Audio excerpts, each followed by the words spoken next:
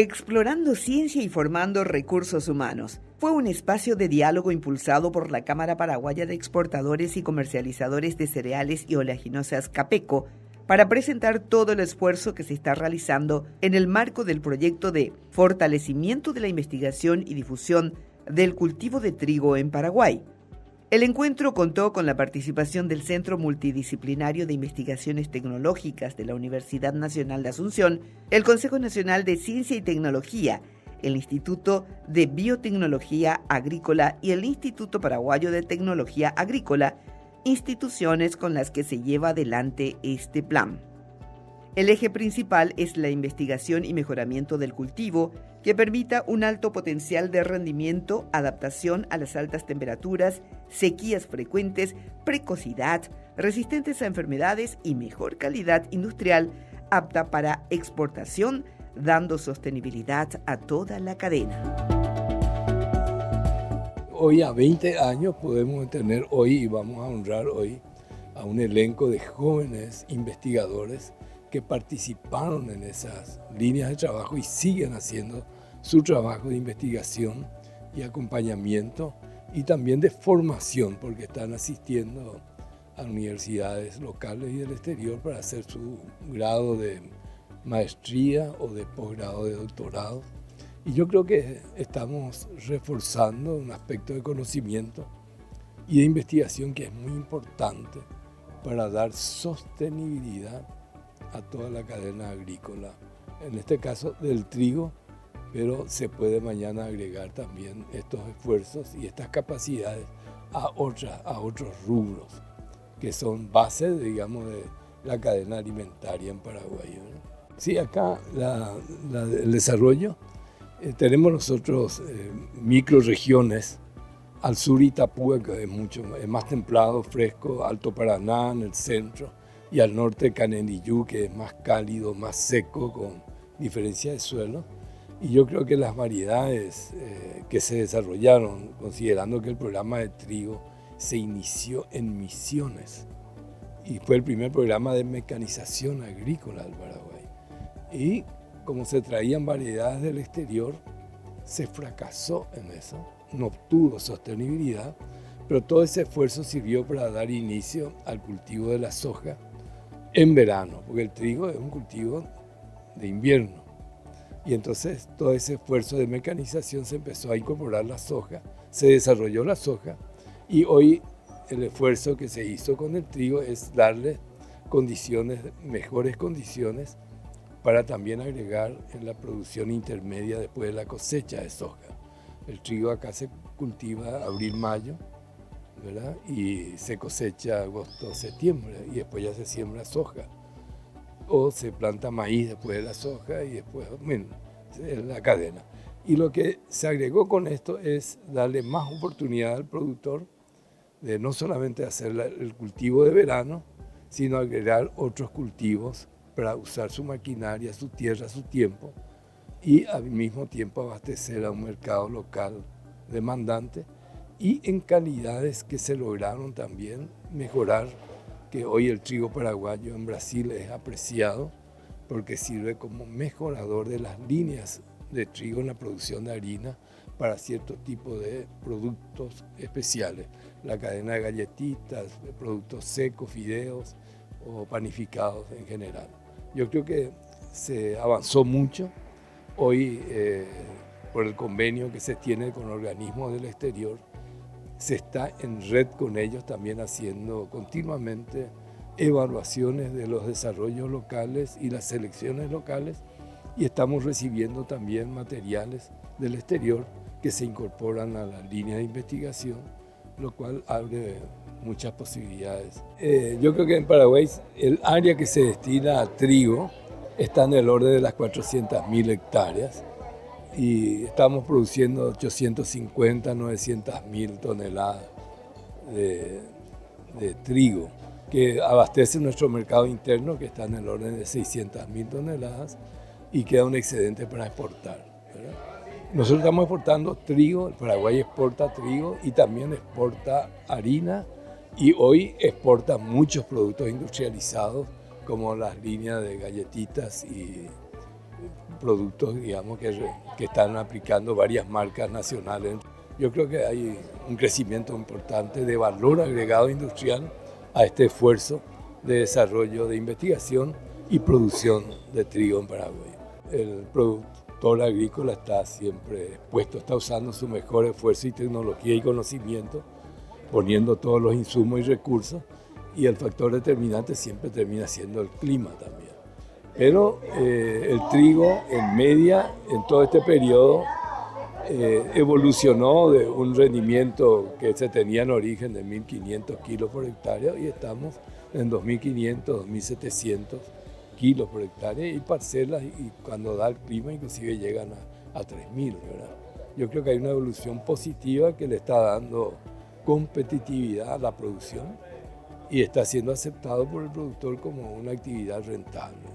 Esperamos tener un ministro que entienda de estas actividades y que sea un apoyo para todo lo que hace a las cadenas productivas, no solamente de los productores mecanizados, sino a todo lo que hace a la cadena agropecuaria, que incluye el agregado de valor en las cadenas de aves, cerdos, leche, en el cual hemos progresado bastante, y que sea una persona que colabore y no nos traigan problemas. Y hay un aspecto internacional en las negociaciones internacionales y muchos acuerdos internacionales.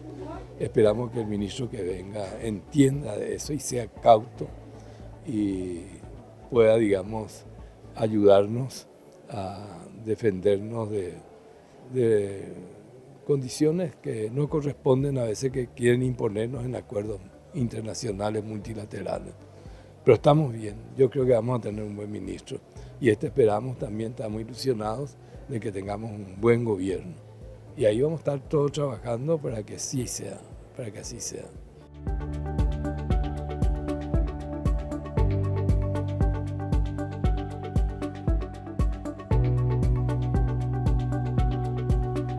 Desde su creación, Capeco como institución ha impulsado el papel de la ciencia como uno de los ejes de sus actividades. Desde la década de los 90 hemos apoyado el progreso y la adopción del sistema de siembra directa, investigación de la roya asiática de la soja desde su primera identificación en el país y el fortalecimiento del cultivo de trigo como parte del sistema de rotaciones desde el principio de este siglo. Como ustedes bien lo saben, la economía nacional está fuertemente ligada con la suerte del sector agrícola. En este año el complejo de soja y la ganadería van a proveer a las arcas nacionales más de 5.000 millones de dólares. Hace 2 años, cuando el país sufrió los efectos de la Niña, causando sequía por 2 años consecutivos, esta cantidad se había reducido en un 50%. Por otra parte, hay un gran potencial productivo en el Chaco que recién ahora se inicia a activar. En otras palabras, querramos o no, nuestra suerte está ligada con lo que sucede en el agro. Por esta razón es imprescindible que tengamos nuestra ciencia de producción bien afianzada a largo plazo, para darnos las respuestas productivas y eficientes que sean sostenibles bajo los escenarios de un clima muy particular. Es en este sentido que vemos con gran preocupación la poca importancia otorgada en términos presupuestarios nacionales a todo el sector del agro y especialmente a los centros de investigación, que son responsables de desarrollar las tecnologías modernas adaptadas a nuestras condiciones climáticas. Es triste ver estos centros con falta de todo: recursos humanos capacitados y bien remunerados, equipos y maquinarias en condiciones funcionales, dotación de insumos de calidad necesarios para el campo y los laboratorios, etcétera, etcétera, etcétera. Como resultado, los colegas tienen que trabajar a todo pulmón, poner recursos propios para llevar adelante las necesidades eventuales que les baja la moral y el entusiasmo para poder realizar los trabajos encomendados.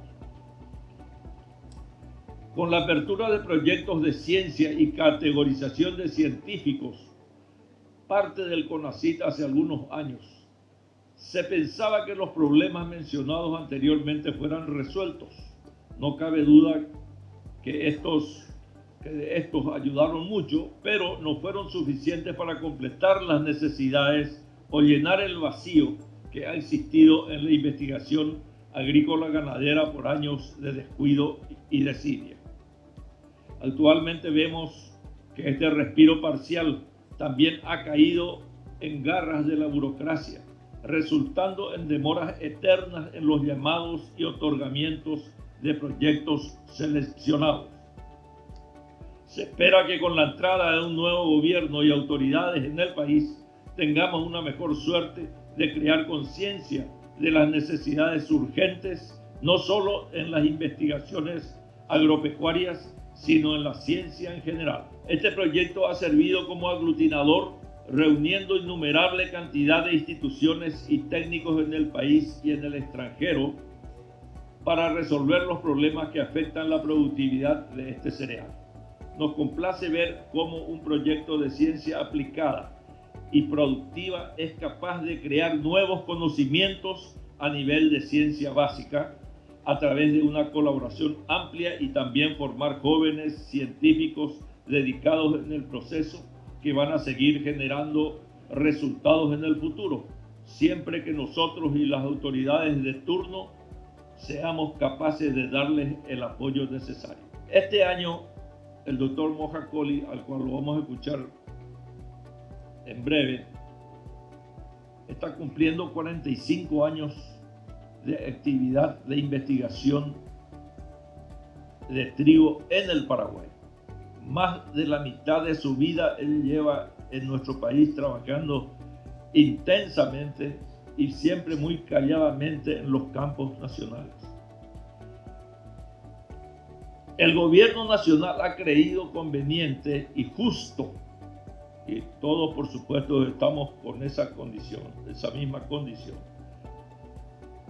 de otorgar la condecoración del Orden Nacional del Mérito en el grado de comendador al doctor Mohan Kohli por todos sus trabajos.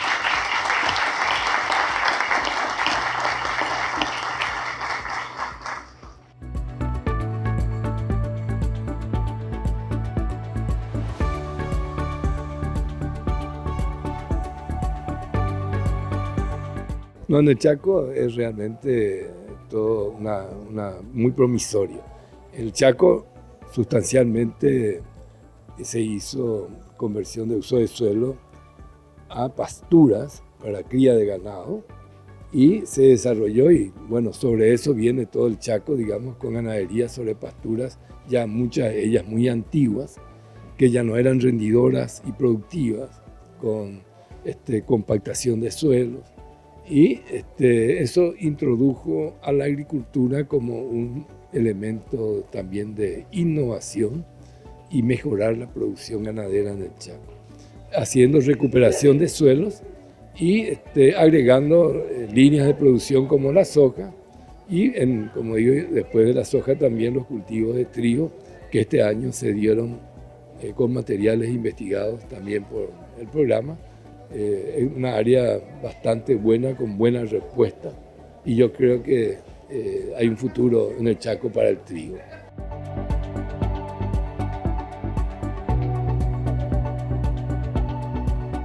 El trigo también va ganando relevancia en la región occidental con variedades nacionales mejoradas.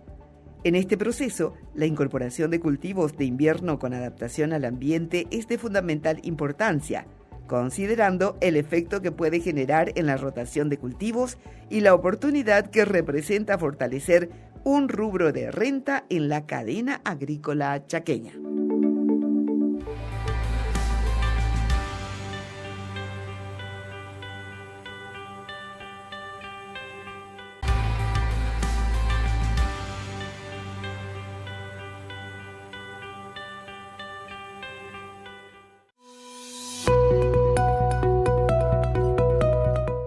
Antes de que inicie el proyecto, el país producía alrededor de 250 a 270 mil toneladas del cereal. Con el plan, estos números incrementaron un 50% gracias a la tecnología aplicada, con más de 20 variedades mejoradas. Para seguir con esta tendencia, Mohan Kohli, consultor del proyecto, sostuvo que trabajan incansablemente buscando variedades que se destaquen por su adaptabilidad genotípica. Solo en el 2022 fueron identificadas 10 que están mostrando un excelente desenvolvimiento en el campo en diferentes puntos de nuestro país. En el Paraguay, cuando se pensó en fortalecer la investigación de trigo, reunieron el Ministerio de Agricultura y Ganadería, Capeco, CEMET en la primera parte, en el año 2003, que pronto fue ya convertido, el ministerio pasó para LEPTA, la responsabilidad, y envío que llegó 5 años más tarde para apoyar la ciencia. Ese programa de fortalecimiento tenía un solo objetivo: mejorar la tecnología de producción. Pero para mejorar la tecnología de producción, nosotros tuvimos que crear una gran red donde tuvimos que trabajar no solamente con las universidades, tuvimos que trabajar con CEMIT, tuvimos que trabajar con CETAPAR, gran mayoría de las cooperativas que mantienen su programa de investigación, porque nos prestaban su terreno. Cooperativa de Colonias Unidas nos presta su laboratorio para hacer análisis hasta hoy día. Tuvimos que trabajar con semilleros que llevaban los productos de la investigación, y tuvimos que trabajar con molineros que llevan el producto al consumidor. Así se creó una red no solamente de la investigación, sino que además la gente que iba a recibir la tecnología, la gente que iba a utilizar esa tecnología, y esa red realmente ha dado excelentes resultados. Resultados son que el país, que la zona triguera del país fue dividida en 3 regiones basada en temperatura. Entonces ya podíamos tratar de enfocar qué tipo de investigación íbamos a hacer en el sur y qué tipo de investigación íbamos a hacer en el centro y en el norte. Porque si no, no íbamos a llegar a nada. 20 variedades mejoradas fueron liberadas para sur, para centro y para el norte, otra vez bien adaptadas. Más de 700 productores y técnicos son atendidos anualmente en charlas, en día de campo, en extensión, lo que sea. 3 doctorados, 15 maestrías que están en proceso o ya recibidos. 57 publicaciones en revistas científicas nacionales y internacionales. Y 6 seminarios nacionales del grano a pan en esta casa que se llama Capeco. Esos son resultados, algo que uno puede resumir, pero eso no era solamente el objetivo. El objetivo era otro. El objetivo era dónde iba nuestra producción de trigo. Si miramos nosotros una década antes de que inició el proyecto, el país producía alrededor de 250 a 270 mil toneladas. Y desde que inició el proyecto, con la colaboración de que hemos hablado, el país ha seguido y está teniendo una suficiente, no solamente la demanda nacional, pero además tiene una cantidad que se exporta anualmente. Durante la última década, si miramos el valor de volumen total, durante el último año, 6 millones de toneladas de trigo fueron exportadas, cuyo valor hoy día es 1.382 millones de dólares. Es durante la última década, no 20 años que el proyecto está, es durante la última década. Entonces, ¿qué es lo que ha pasado en trigo durante los últimos 20 años? Durante los últimos 20 años, la superficie ha aumentado 2 veces, la producción ha aumentado 3 veces, quiere decir que la productividad ha aumentado 50%. Si el valor estimativo de ese extra 50% para el país es 64 millones de dólares anuales. en los últimos 20 años. Si agregamos nosotros eso sobre el dinero o sobre los fondos que se han puesto a la investigación de trigo y lo que la investigación de trigo ha generado, llegamos a una relación 1 a 430. Quiere decir, cada guaraní que fue gastado o que invertido, no gastado, invertido en la investigación de trigo, hoy día, durante 20 años, está dando un promedio 430 guaraníes de vuelta al país. Yo creo que, señor ministro, se ve investigación paga. Dejamos trigo de lado. Trigo es un cultivo bastante de difícil adaptación en el país, porque no adapta a las zonas calurosas. Y ahora con el cambio climático y con las sequías que actualmente estamos teniendo, eso crea aún más problema todavía. Y ahí, desde hace 2 años, iniciamos un proyecto con Canadá, la Universidad Laval, un sector molinero de Canadá, OR Semilla de Brasil, INIA Uruguay, INTA Argentina. Ese proyecto va a tratar de identificar cuáles son germovariedades que son resilientes a los cambios climáticos.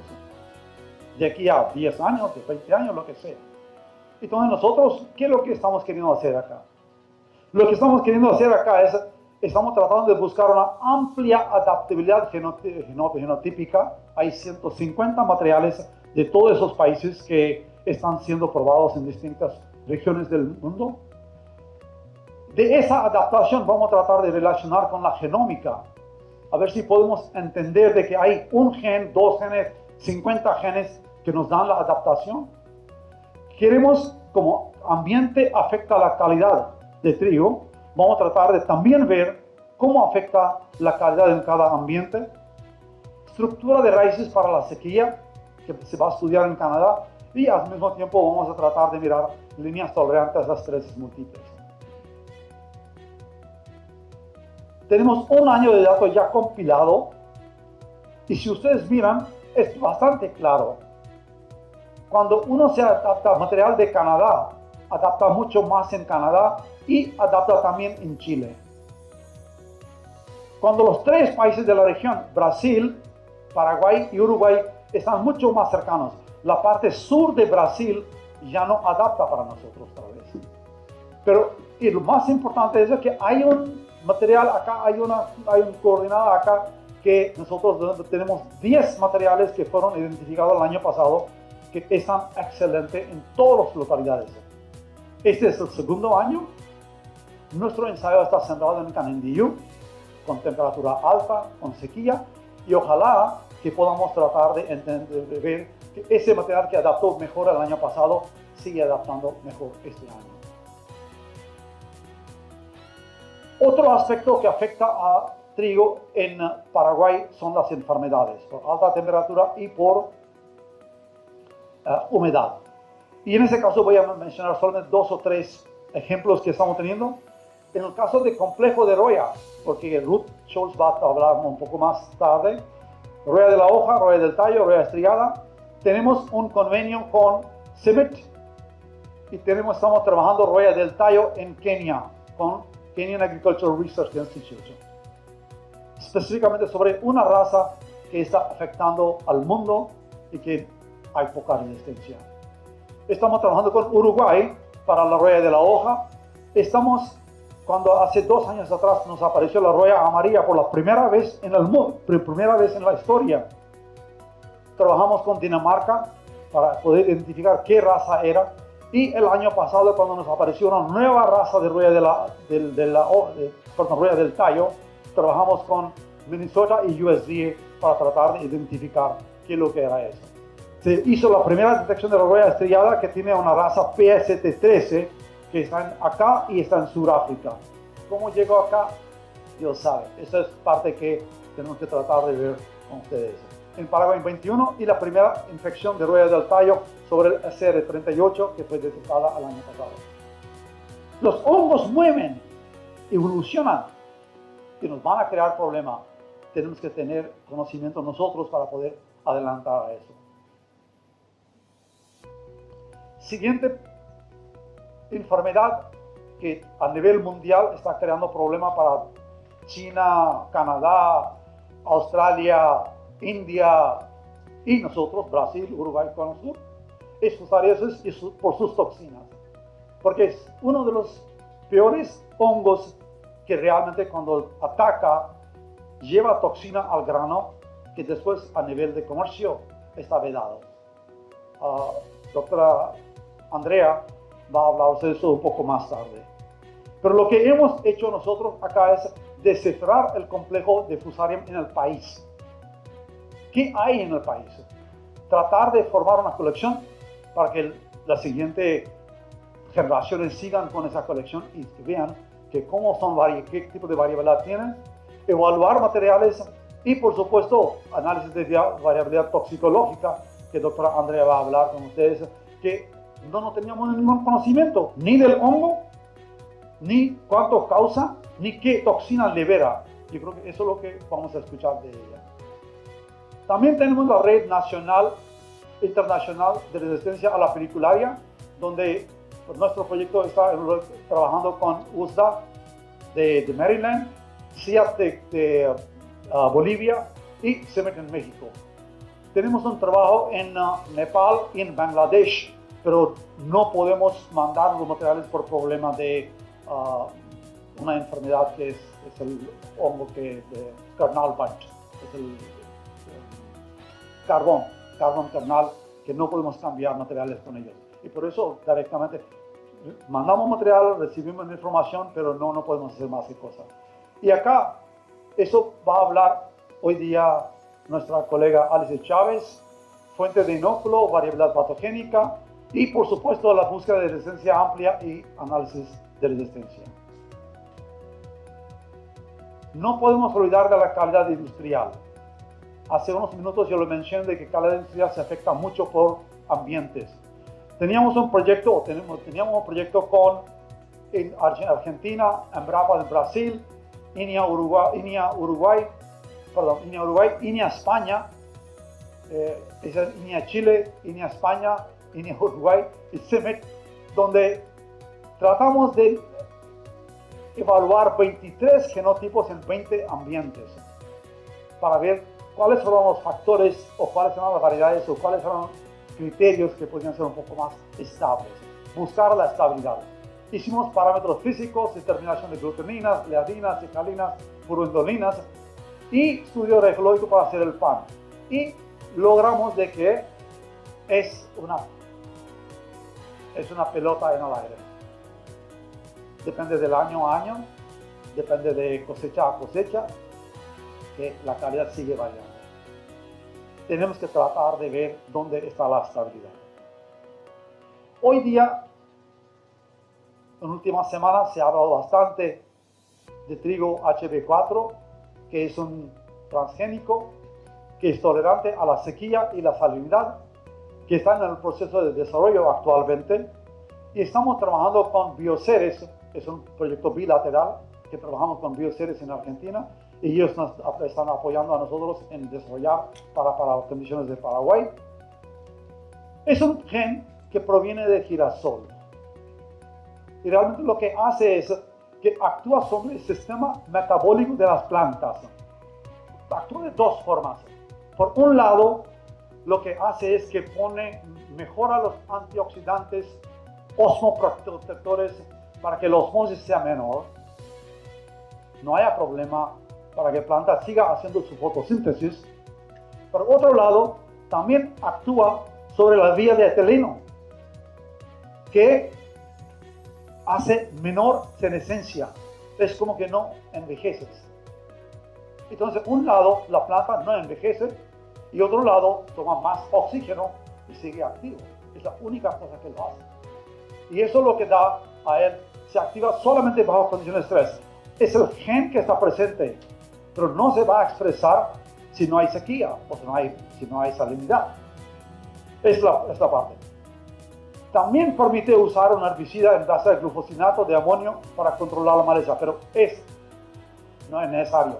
Si el productor no lo quiere usar, no lo utiliza. No es una cosa.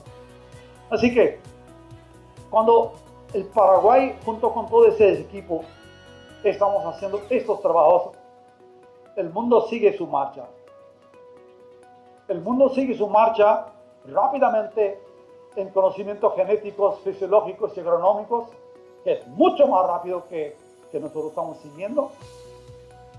Progreso de genómica, secuenciación, clonación, edición de genes, que nosotros todavía podemos solamente mirar y ver cuándo vamos a tener eso.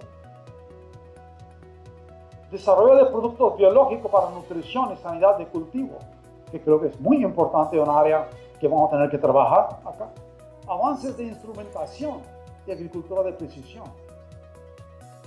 Tipo de cámaras que hay, tipo de infrarrojos que hay. Vamos a tratar de trabajar en eso. Y por supuesto la revolución informática y uso de inteligencia artificial. Para seguir este ritmo, consideran fundamental apostar más a la ciencia, incrementando la financiación, contratando técnicos calificados y creando centros de excelencia para fortalecer la investigación.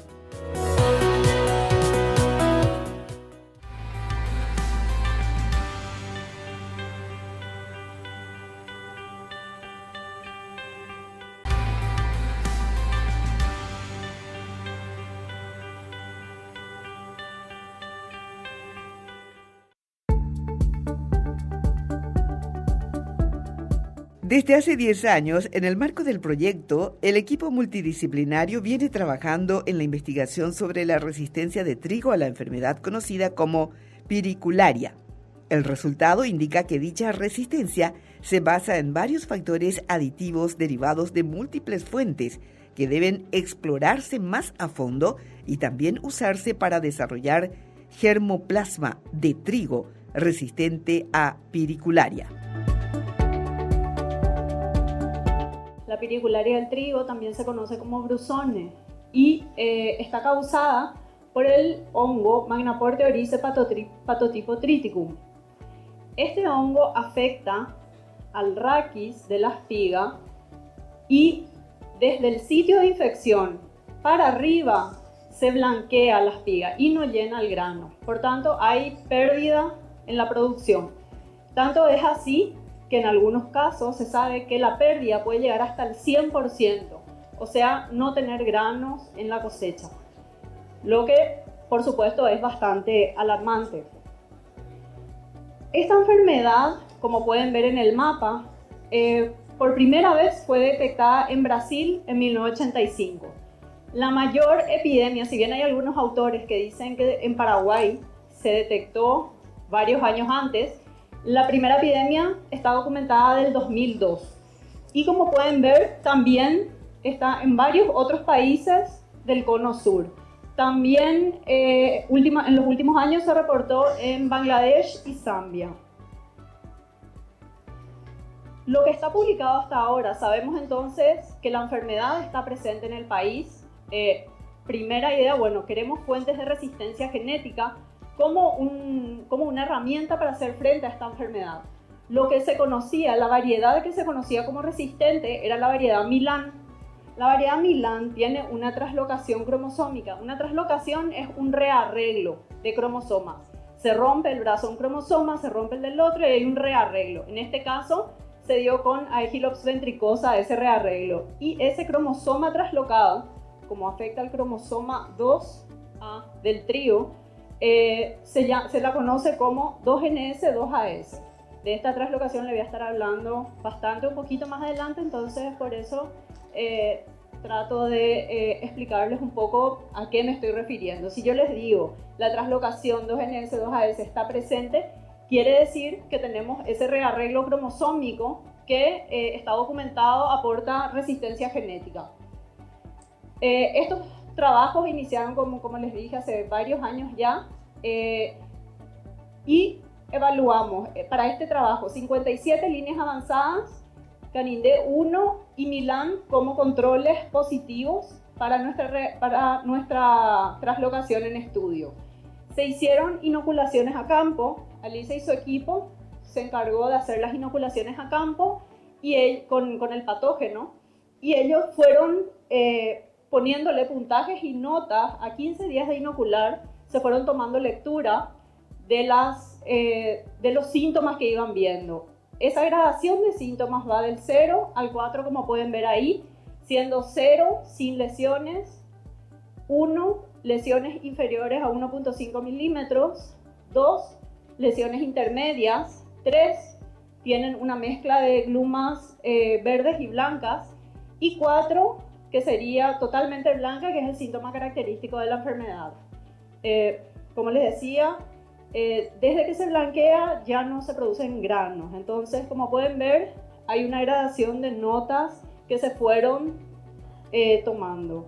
A la par, en el laboratorio lo estuvimos acompañando con estudios moleculares para saber de todos esos materiales cuáles tenían la translocación. Entonces, para eso hicimos estudios de marcadores moleculares. Fíjense que acá usamos estos marcadores que están acá, que en caso de que la translocación esté presente, se da esta banda que ven acá marcada con flechas rojas. Si la línea avanzada o el material de trigo que estamos estudiando no tenía la translocación, entonces se veía como se ven acá estos primeros dos carriles. Entonces, de esa forma sabíamos si teníamos presencia o no en cada material de esta translocación. Eso a su vez fuimos completando en algunas planillas. Esto es simplemente un ejemplo para que vean cómo vamos tomando los datos y cómo después fuimos correlacionando esto. En una columna se ve si está presente o ausente el código de la línea avanzada y las lecturas de las diferentes notas. Esta información, cuando es analizada estadísticamente, como pueden ver ahí, en dos réplicas y los datos unificados. Estos vendrían a ser los datos de una réplica, estos los datos de otra y los unificados. Fíjense que acá tienen el código de cada una de las líneas avanzadas. En un recuadro azul están los que tienen presencia, ven el signo positivo, presencia de la translocación en estudio. Como pueden ver, hay algunos materiales acá que no tienen. Y también el código de colores que ven en estas gráficas está asociado a los puntajes, a las notas de infección serían. Como les decía, va del 0 al 4. En azul tienen el 0, en verde se verifica cuando es 1, cuando es de este tipo. En un lila un poco más tirando al azul se verifica cuando es 2. Un lila un poco más tirando al fucsia cuando es un puntaje 3 y en rojo cuando es un puntaje 4, que son estos colores que ven acá. Fíjense que lo interesante que nosotros vimos acá es que teniendo la translocación presente en todas estas líneas avanzadas, teníamos desde resistentes, moderadamente susceptibles e incluso susceptibles. O sea, básicamente lo que aprendimos de nuestros materiales, de nuestras líneas avanzadas con todo esto, es que si bien esta translocación está asociada a una resistencia genética, en algunos casos, dependiendo del fondo genético donde esté insertada, puede llegar a dar una buena resistencia genética, o en otros casos, estando presentes, esa resistencia no es buena, dando como resultado ser clasificados como susceptibles. ¿Cuál es la conclusión de esto? Bueno, está esta fuente mayor de resistencia genética conocida, la translocación 2NS2AS, pero vemos que inserta en el germoplasma que está usando el programa de mejoramiento genético de trigo, no podemos estar 100% seguros de que teniendo esa presencia vamos a tener resistencia. Entonces vemos que la resistencia genética es variable, como les decía, dependiendo del fondo genético en el que está inserto. Este trabajo fue publicado en el 2018 en una revista científica. Tuvimos el honor y tenemos el orgullo de que, bueno, tuvimos dos distinciones muy importantes. El artículo fue considerado uno de los artículos más bajados y leídos de la revista, y también tuvimos una mención de honor en el Premio Nacional de Ciencias del 2020. Pero no solamente aportamos en la parte de conocimiento toda la información que generó este trabajo, se utilizó para seleccionar Itapúa 90. Itapúa 90 es una de nuestras variedades que está categorizada como resistente a piricularia. Entonces, lo que pueden ver acá en esta foto, fíjense la gran diferencia, es en el campo de Itapúa 90 e Itapúa 80, que es una variedad diferente. Fíjense la diferencia de reacción ante una infección por piricularia. Pero sabemos que esto no está totalmente ganado. Sabemos, como decía el doctor, que el patógeno va evolucionando. Las resistencias genéticas se quiebran con el tiempo. De hecho, nosotros mismos en condiciones controladas ya vimos el quiebre de esta fuente genética de resistencia. Razón por la cual continuamos estudiando. Dijimos, bueno, sabemos que la resistencia genética asociada a 2NS, 2AS es variable. Necesitamos nuevas fuentes de resistencia genética, con la idea de ir apilando diferentes fuentes en un material. En caso de que se quiebre una, entonces que las otras puedan defender a la planta frente a la infección. Entonces, el siguiente trabajo fue búsqueda de nuevas fuentes de resistencia genética piricularia. Continuamos haciendo la misma metodología que veníamos haciendo, ALICE, las inoculaciones en campo, cruzando esos datos con las evaluaciones moleculares. Hubo una pequeña diferencia, como pueden ver acá metodológicamente. Anteriormente usábamos una PCR duplex, para los que están muy familiarizados con esto, y acá hicimos un pequeño cambio de metodología. Con esta metodología nos da la ventaja de que sabemos cuáles son las positivas para 2NS, 2AS, pero también tenemos una banda característica para las negativas. En caso de que haya mezcla de semillas o que haya una heterocigosis, porque acuérdense que estamos dentro de un programa de mejoramiento genético, eso se va avanzando y se va logrando la homocigosis a través de los años, con las reiteradas cruzas. Entonces podemos llegar en las líneas, en las F3, F4, podemos llegar a tener heterocigosis. Con esta técnica que utilizamos acá podíamos detectar heterocigosis e incluso la mezcla. Esa fue la ventaja. Y nos daba mucha más certeza de que los positivos, no solamente los positivos estaban marcados y no había nada en los que no tenían nada, sino que también amplificaban para el marcador negativo. Para este trabajo fueron evaluadas 310 líneas avanzadas e incluidas como control susceptible Canindé 11 y la variedad Milan como resistente. Este gráfico, fíjense que acá en esta columna tienen las diferentes cruzas que estuvimos evaluando. En esta columna, si la translocación 2NS está presente o ausente. En esta columna, si es susceptible o resistente.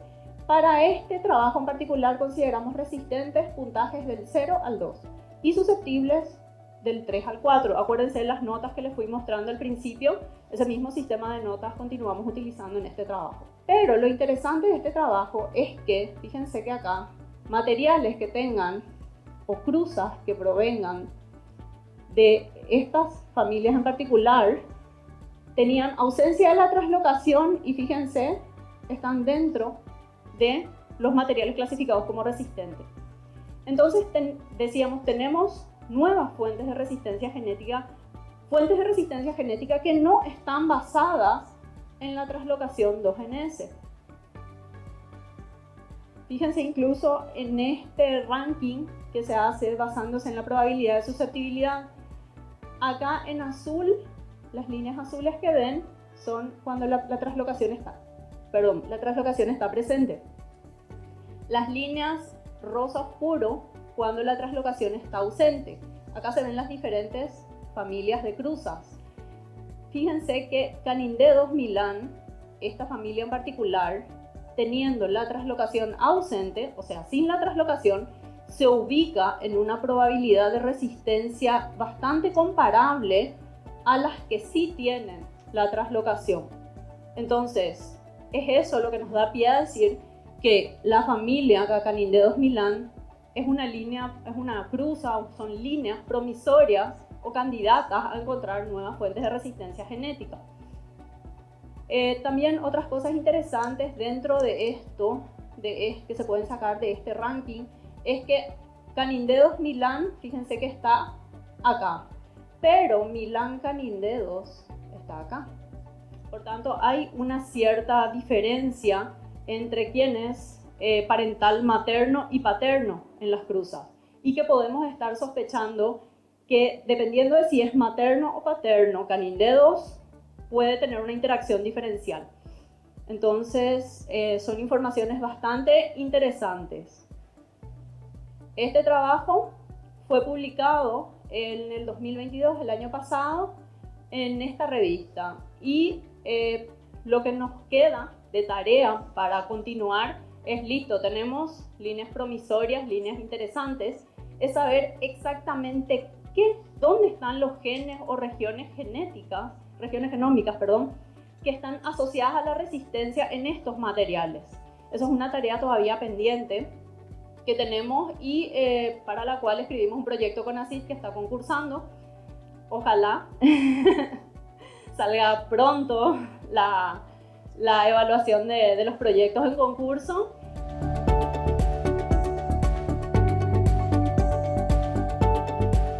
Consideran que la resistencia genética en el germoplasma de trigo sigue siendo la estrategia más rentable para el segmento.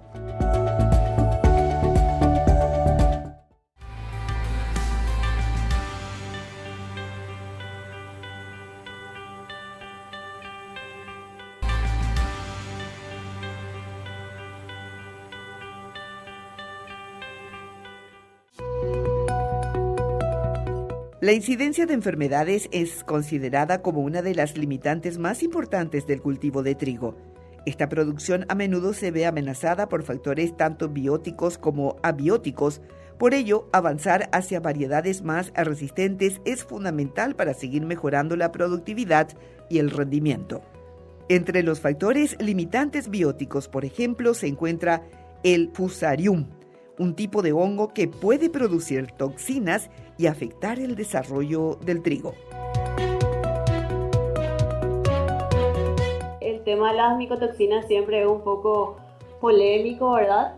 Entonces, simplemente para recordar que la fusariosis de la espiga del trigo es una enfermedad que es causada principalmente por hongos del complejo Fusarium graminearum. Es una de las enfermedades más importantes a nivel mundial en todas las regiones productoras de trigo. Y ese complejo de especies está formado hasta la fecha por 16 especies. Es sumamente complejo identificar. ¿Por qué? Porque todas son iguales a la vista, ¿verdad? Por decirlo de alguna manera. Además, Fusarium es un hongo que es cosmopolita, es hemibiotrófico, es polífago y se adapta a cualquier tipo de condición prácticamente. El ingeniero Cubilla estuvo mencionando que van a ir al Chaco a ver trigo. Les cuento que nosotros estamos trabajando con Cenaxa y hay un problema enorme de Fusarium en pasturas, ¿verdad? Y de toxinas, entonces probablemente Fusarium tenga un nuevo alimento en el trigo del Chaco y se abre una puerta para que sigamos investigando. Entonces, como les mencioné, son 16 especies y el impacto de la enfermedad, ¿en qué sentido se da? En toda la cadena productiva, ¿verdad? Las pérdidas pueden ser directas o pueden ser indirectas. Muchas veces nosotros no pensamos en eso, ¿verdad? ¿Y de qué depende esa pérdida? Obviamente depende de la variedad, la época, el clima, ¿verdad? Y las pérdidas directas se dan directamente al productor, obviamente. Una disminución en el rendimiento o bien un menor rendimiento de harina oscura, de baja calidad. Y los costos indirectos, que son muy importantes, obviamente están relacionados al manejo, a los costos de investigación y el impacto en salud que se da por las micotoxinas, ¿verdad? Una vida humana no tiene precio, entonces yo siempre digo que las micotoxinas son un problema de salud pública global, especialmente en países como el nuestro, donde las condiciones de humedad y temperatura son propicias para el desarrollo de los hongos y la producción de toxinas. Y bueno, cuando un familiar está enfermo por eso, obviamente no medimos el costo. Una vida humana es invaluable. Entonces, es un problema de salud pública. En cuanto a las micotoxinas a nivel mundial, como yo estoy hablando de Fusarium, siempre se habla de las aflatoxinas, son las más conocidas, son estudiadas en los años 60, ¿verdad? Y bueno, sabemos que producen cáncer, pero en los últimos años, ¿verdad? Este estudio es aproximadamente sobre 120.000 muestras tomadas a nivel mundial las toxinas prevalentes son las de Fusarium, ¿verdad? En un 65% de esas muestras analizadas, la toxina prevalente fue el DON, el deoxinivalenol, seguido por la fumonicina y la sereleanona, que es una toxina que se está volviendo importante.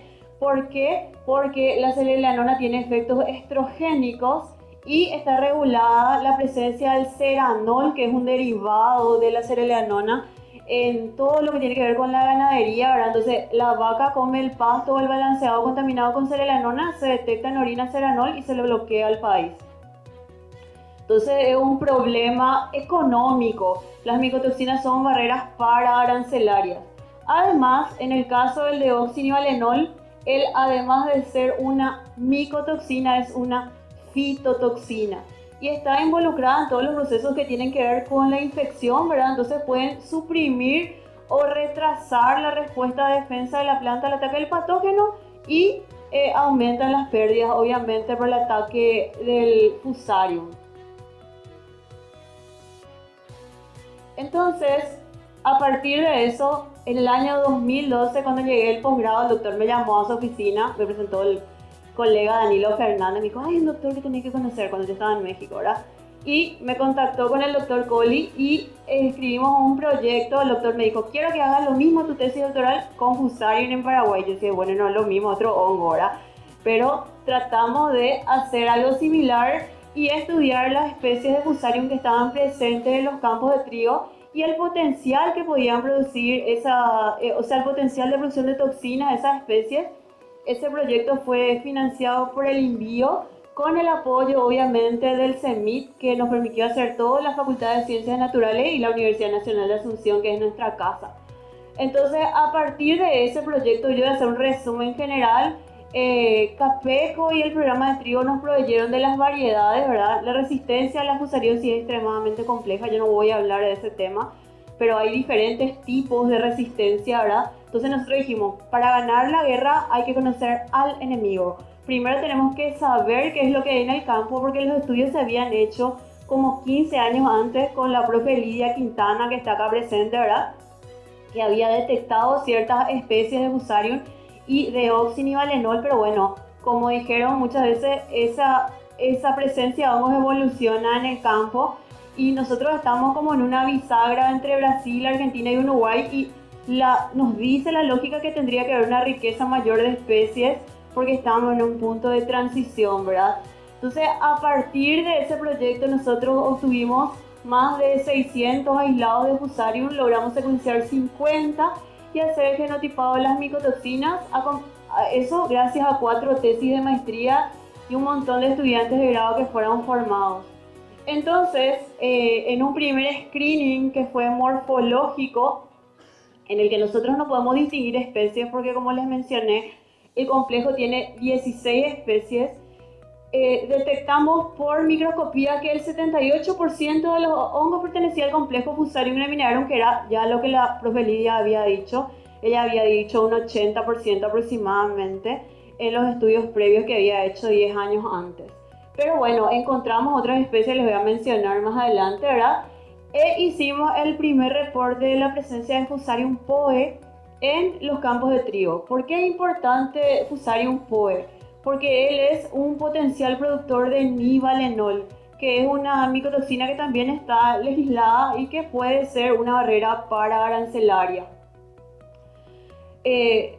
Posterior a eso, bueno, seguimos estudiando, ¿verdad? El Fusarium y bueno, dijimos, vamos a hacer, no sabemos cuáles son las toxinas que produce Fusarium. Y bueno, no existen equipos en este país para poder hacer la cuantificación de esas toxinas, no existen estándares para poder cuantificar las toxinas, es imposible comprar y es increíble que si uno quiere detectar un tricoteceno tiene que enviar la muestra a la Argentina, ¿verdad? Pero dijimos, bueno, a nivel de biología molecular nosotros podemos hacer una caracterización, no podemos saber cuánta toxina produce, pero podemos saber cuál es la posibilidad de que se produzca esa toxina. Este artículo está publicado en la revista Toxins. Entonces, volvimos a secuenciar 28 cepas de Fusarium. Ustedes pueden ver, se ven todos diferentes, es el mismo medio, es el mismo hongo, es el complejo Fusarium graminearum. Morfológicamente es uno diría que son diferentes especies, ¿verdad? Pero puede ser que sí, puede ser que no. Solamente la biología molecular puede decirnos eso. Y de nuestro análisis filogenético detectamos 4 especies que forman parte del complejo, ¿verdad? Que son Fusarium graminearum sensu stricto, Fusarium meridionale, Fusarium asiaticum y Fusarium cordaderie, más el Fusarium poe, que también es potencial productor de toxinas, ¿verdad? Entonces, ¿qué es lo interesante? Ustedes pueden ver que en toda la región ya había una caracterización de las micotoxinas. No había ningún tipo de información de Paraguay y desde el año 2010 más o menos ya se venía trabajando en la región y nosotros nada. Entonces, en nuestro trabajo, ¿qué es lo que nosotros pudimos distinguir? Tomamos 10 cepas para un análisis de genotipado de tricoteceno y todas las que son Fusarium graminearum sensu stricto pueden producir deoxinivalenol y 15-acetil deoxinivalenol. Fusarium meridionale y asiaticum además presentan tipo nivalenol aparte de deoxinivalenol. O sea, ahora sabemos que Fusarium graminearum puede producir DON y 15A-DON, ¿verdad? De las que nosotros tomamos, probablemente haya más variabilidad en el campo, ¿verdad? Y que además de Fusarium poe, Fusarium meridionale y asiaticum pueden producir deoxinivalenol y nivalenol.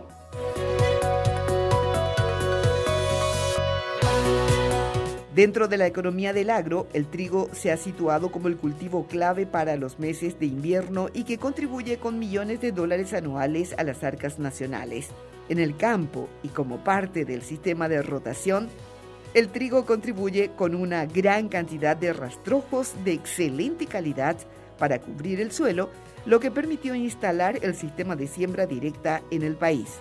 En todo este proceso, el papel de la tecnología adecuada es preponderante para seguir desarrollando el cultivo de trigo y toda la cadena agrícola del país.